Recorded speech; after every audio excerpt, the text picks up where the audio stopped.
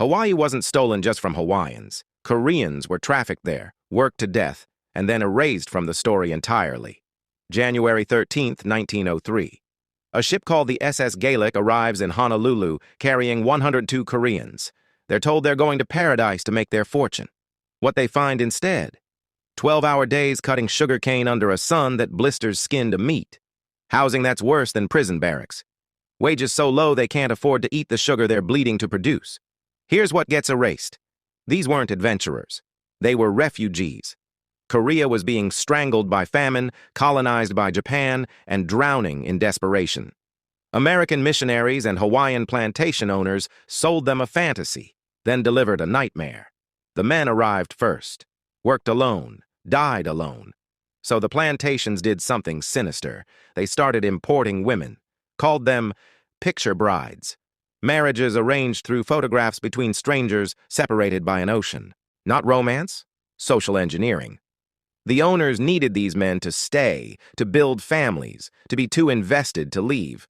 And here's the part that should make your blood run cold. Children born on these plantations were picking crops by age 7. Education, forget it. Medical care, only if you were profitable. If you got injured, you got replaced. Between 1903 and 1905, over 7,000 Koreans came to Hawaii. Within 20 years, half had left or died. The ones who stayed, they built churches in secret, sent money to Korean independence fighters, raised children who would never see their homeland. Today, when people talk about Hawaii's multicultural paradise, they leave out the mass graves. They leave out the systematic exploitation.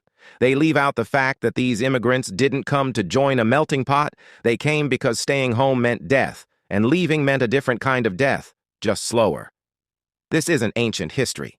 The last picture bride died in 1989. Her children are still alive, and we still don't teach this story.